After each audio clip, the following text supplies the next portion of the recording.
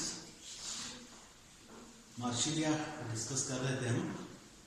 और मार्सिलिया में मैंने आपको बताया था कि हेटेरोस्पोरस फर्न है, ये इसे वाटर फर्न के नाम से हम जानते हैं। एक्सटर्नल मॉर्फोलॉजी उसकी हमने देख ली थी, बाह्य आकारिकी की हमने बात कर ली थी, आंतरिक संरचना हमने देख ली थी। आंतरिक संरचना में राइजोम के बारे में हमने बात करी, रूट के बारे में हमने बात करी, पीटियोल के बारे में हमने बात करी, और फिर हमने लीफ का जो लीफलेट था उसकी भी हमने स्ट्रक्चर देखा, आंतरिक संरचना कि वो कैसे होती है। जैसा मैंने बताया हेटेरोस्पोरस फर्न है, एक से अधिक प्रकार के स्पोर्स इसके अंदर बनते हैं, और ये जो स्पोर्स बनते हैं ये कुछ स्पेशलाइज्ड स्ट्रक्चर्स में बनते हैं। तो आज एक्चुअली हम बात करेंगे अबाउट रिप्रोडक्शन मार्सिलिया के अंदर कैसे होता है। रिप्रोडक्शन मैंने आपको बताया कि जो हमारी स्पोरोफिटिक बॉडी है वो दो तरह से रिप्रोड्यूस करती है। एक तो वेजिटेटिव रिप्रोडक्शन होगा इसके अंदर, और दूसरा फिर रिप्रोडक्शन होगा स्पोर्स की सहायता से, जो बाद में मैंने बताया आपको कि स्पोरोकार्प के अंदर बनेंगे। तो रिप्रोडक्शन में पहले हम बात कर लेते हैं वेजिटेटिव रिप्रोडक्शन या कायिक जनन। कायिक जनन वो जनन का प्रकार होता है जिसमें कुछ स्पेशल बॉडीज का फॉर्मेशन होता है, या जनरली प्लांट का कोई पार्ट टूट के प्लांट से अलग होता है और वो अपने आप में नए प्लांट के अंदर कन्वर्ट हो जाता है, नया प्लांट बना लेता है। Vegetative reproduction generally favourable conditions के द्वारा, जब फूड बहुत मैक्सिमम एक्सेस कंडीशन में बन रहा हो, फेवरेबल कंडीशंस हो, तब प्लांट ही वेजिटेटिव रिप्रोडक्शन करता है। मार्सिलिया के अंदर वेजिटेटिव रिप्रोडक्शन का एक टाइप जो हम बात करते हैं, जो जनरली मैंने बताया सभी टेरिडोफाइट्स के अंदर मिलता है, बाय फ्रेगमेंटेशन। फ्रेगमेंटेशन एक तरीका होता है जिसके द्वारा ऐसा हो सकता है। होता क्या है एक्चुअली मैंने बताया क्या, मार्सिलिया जो है वो राइजोम के द्वारा ग्रो करता है। इंटरनल राइजोम, जमीन के अंदर जो स्टेम होता है हमारा, वो जमीन के साथ साथ ग्रो करता है, और ये चारों तरफ बड़ा सा एक नेट सा बना लेता है। और ये अगर प्लांट, ये देखिए प्लांट है इस तरह से, लाइक दिस, किसी भी कारण से मान लीजिए यहाँ से टूट गया, एक्सीडेंटली टूट सकता है या bye death and decay of the older parts. मैंने आपको बताया कि पुराने पार्ट्स, मान लीजिए यहाँ की कोशिकाएं खराब हो गई, टूट गई, तो अब क्या हुआ, ये प्लांट एक से दो प्लांट में कन्वर्ट हो गया।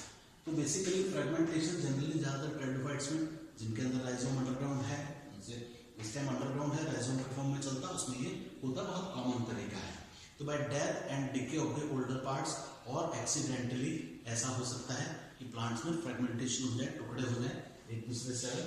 अब ये प्लांट क्या करेगा, आगे बढ़ के नया प्लांट बना लेगा, और ये प्लांट तो चल ही रहा है, तो एक से दो प्लांट हो गए, तो नंबर इसका जो है वो बढ़ता गया। ये सबसे कॉमन तरीका है। दूसरा इंपॉर्टेंट तरीका जो मार्सिलिया के अंदर मिलता है वो बेसिकली होता है by the agency of formation of tubers. क्या होता है, ये जो राइजोम है, जो अंडरग्राउंड है, जो जमीन के साथ साथ ग्रो कर रहा है, जो जमीन के अंदर चल रहा है, इसमें क्या देखेंगे हम कि जो यहाँ पर पार्ट है इसमें कुछ आउटग्रोव्स इस तरह से फॉर्म होती है, बर्ड लाइक स्ट्रक्चर्स बन जाती हैं। और ये जो बर्ड लाइक स्ट्रक्चर जो रूट के राइजोम के ऊपर जिनका फॉर्मेशन होता है, इनको हम कहते हैं बेसिकली ट्यूबर्स। ये ट्यूबर्स कुछ नहीं है, ये ट्यूबर अपने आप में छोटा सा मिनी प्लांट है, छोटा सा प्लांट है जिसके अंदर अपना रिजर्व फूड मटेरियल है, ऑयल के रूप में ये अपना रिजर्व फूड मटेरियल रखता है।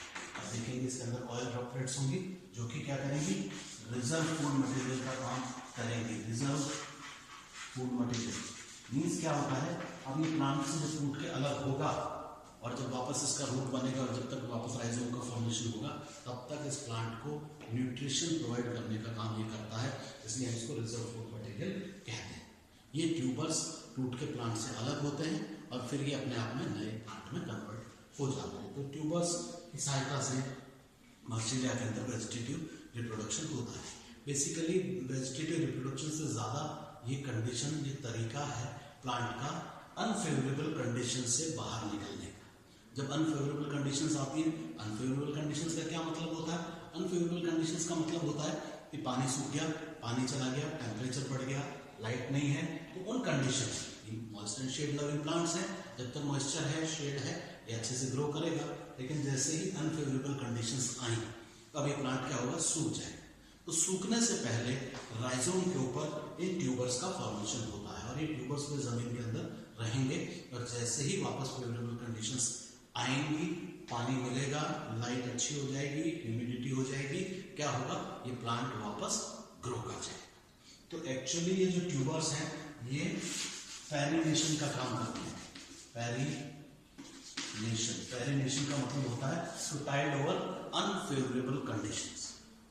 अनफेवरेबल कंडीशंस जो हैं उनके ऊपर, उनसे कैसे बाहर निकला जाए ताकि अगली जनरेशन फिर प्लांट की तैयार हो सके। ऐसा नहीं हो कि अगर ये प्लांट वैसे सूख जाता तो खत्म हो जाता, तो सूखने से पहले इन ट्यूबर्स का फॉर्मेशन कर जाता है। तो ये ट्यूबर्स की सहायता से रिप्रोडक्शन होता है, नंबर बढ़ता है और ये 10, 12, 15 ट्यूबर्स बन गए। तो अगली बार जब जैसे फेवरेबल कंडीशंस आएंगी फिर 8-10 प्लांट जो हैं वो वापस हमारे इसके मार्सिलिया के ग्रो कर जाए। तो सबसे कॉमन तरीका जो मार्सिलिया के अंदर है रिप्रोडक्शन का, वेजिटेटिव रिप्रोडक्शन का, वो होता है with the agency of tubers. तो अगर एग्जाम में पूछा जाता है कि मार्सिलिया के अंदर कायिक जनन किस विधि द्वारा होता है, तो ये ट्यूबर्स द्वारा होता है। और ये ट्यूबर्स जो होते हैं छोटी छोटी इस तरह की बॉडीज हैं, बट लाइक स्ट्रक्चर्स हैं जो राइजोम के ऊपर बनते हैं, जिनके अंदर कुछ रिजर्व फूड मटेरियल होता है। मिनी प्लांट है एक्चुअली अपने आप में, और जैसे ही वापस फेवरेबल कंडीशंस आती है ये वापस, बाकी प्लांट तो पहले सूख गया, ये वापस ग्रो करके नया प्लांट बना लेता है। तो बहुत इंपॉर्टेंट तरीका है पेरिनेशन का, या यूं कह लीजिए वेजिटेटिव रिप्रोडक्शन का। नंबर तो बढ़ गया इसलिए हमने इसको वेजिटेटिव रिप्रोडक्शन का टाइप मान लिया। फ्रेगमेंटेशन तो है, वो तो आपको बताना ही है, ज्यादातर टेरिडोफाइट्स के अंदर ऐसा होता है।